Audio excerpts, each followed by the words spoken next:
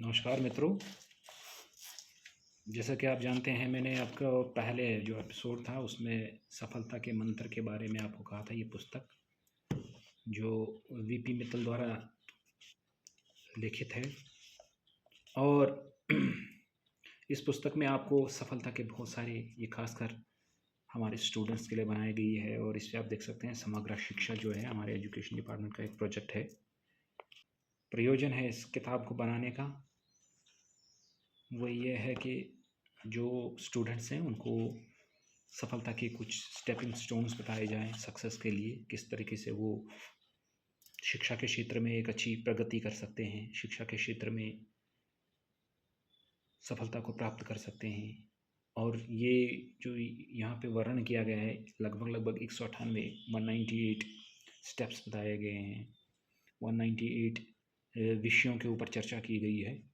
ये 198 जो विषय हैं ये हर एक व्यक्ति के लिए है, चाहे वो स्टूडेंट है चाहे वो टीचर है, सबके लिए वो उतना ही यूज़फुल है, हर एक के लिए। तो इसका जो हमने पहला जो विषय था भगवान का आशय, इसकी मैंने पाठन अपने पार्ट 1 में की हुई है। उसके ऊपर थोड़ी सी आज चर्चा करेंगे कि इस विषय के ऊपर क्या कहा गया है इस पुस्तक में। तो जो पहली बात इसमें कहा गया है कि मनुष्य का जीवन एक अनबुझी पहेली है, एक मिस्ट्री है। Human life mystery in the sense कि हमारे पास हमारी कामनाएं हैं। हम जब जन्म लेते हैं, जन्म से लेके हमारी जब मृत्यु होती है आखिरी सांस तक, हमारे जीवन में पहेलियाँ ही पहेलियाँ हैं। अभी विज्ञान भी इसके ऊपर चर्चा कर रहा है, साइंस इसके ऊपर चर्चा कर रही है, खोजने की कोशिश कर रही है कि मनुष्य है क्या, इसका सेलुलर कंपोजिशन क्या है, इसकी फिजियोलॉजिकल प्रोसेसेस क्या हैं, और हम जिंदा कैसे रहते हैं। ये तो विज्ञान का दृष्टिकोण है, लेकिन विज्ञान के दृष्टिकोण से ऊपर फिर हमारा एक आध्यात्मिक दृष्टिकोण होता है, फिलोसफिकल दृष्टिकोण होता है, सामाजिक दृष्टिकोण होता है। हर दृष्टिकोण में, हर फील्ड में जो ह्यूमन लाइफ का है उसके ऊपर अभी रिसर्च हो रही है। तो शिक्षक ने यहाँ पे कहा है कि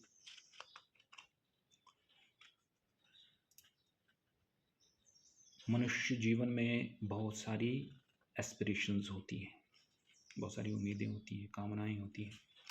एक मनुष्य पैदा होता है तो कामनाओं के साथ पैदा होता है, और जब उसका अंत होता है, जिस दिन उसकी मृत्यु घटित होती है, तो वो भी कामनाओं से भरा हुआ होता है। कामनाओं से भरा हुआ उसका जीवन होता है, पूरा ही जीवन उसका कामनाओं से चला है, एस्पिरेशन से भरा होता है।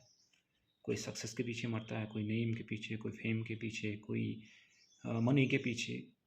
ये सारी चीज़ें जो है ये एस्पिरेशंस हैं हमारी लाइफ में। और ये जो एस्पिरेशंस हमारी लाइफ में आती हैं, कुछ फुलफिल हो जाती हैं, कुछ नहीं होती है। अब जैसे यहाँ पे पर्टिकुलरली मैं बात करूँगा स्टूडेंट्स के लिए। हर स्टूडेंट की एस्पिरेशन होती है कि उसके क्लास में अच्छे अंक आएँ, अच्छे मार्क्स आएँ, तो वो एस्पिरेशंस हैं। अब उसके लिए प्रयास करता है, पढ़ाई करता है, घंटों घंटों पढ़ाई करता है, और उसके बाद कोशिश करता है कि उसको प्राप्त करें।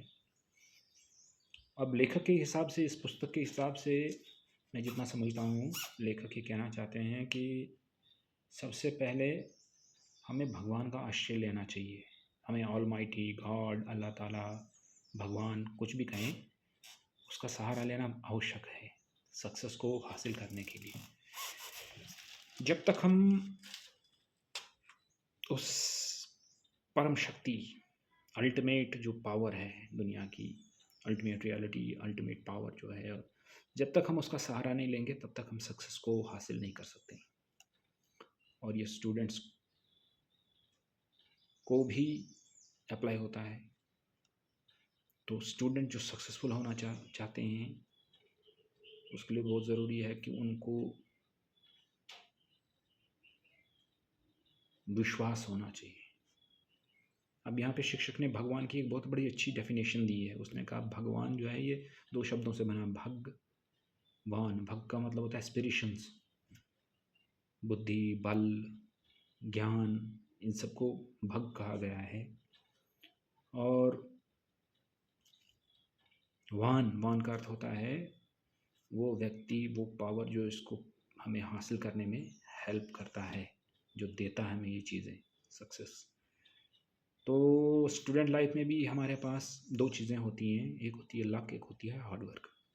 आप देखते हैं कुछ स्टूडेंट ऐसे होते हैं जो बहुत ज़्यादा हार्ड वर्क करते हैं, लेकिन उसके बाद भी वो सक्सेसफुल नहीं होते हैं। और कुछ लोगों के पास मौका उनको मिलता है बार बार, उनको बार बार लक उनके दरवाजे पे ठक ठक की आवाज़ करती है, उनको मौके देती है, लेकिन फिर भी वो सक्सेसफुल नहीं हो पाते हैं। तो इसमें हार्ड वर्क और लक दोनों की आवश्यकता है। और जो हार्ड वर्क है वो आप तक है, आपको अपने आप पे विश्वास होना चाहिए, तभी जाके आप हार्ड वर्क करेंगे। और लक की बात है तो हमें किसी दूसरी शक्ति का सहारा लेना पड़ता है लक के लिए। उसमें हमारा पूरा विश्वास होना चाहिए कि परमात्मा जो हमसे, गॉड ऑलमाइटी, अल्लाह ताला जो हमसे करवाना चाहता है वो हमसे अच्छा ही करवाएगा।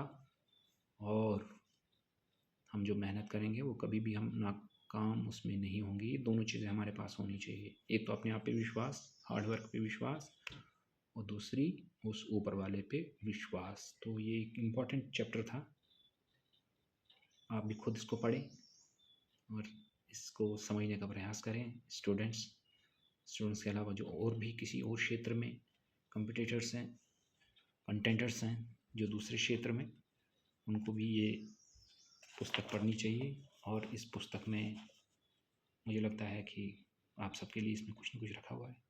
धन्यवाद।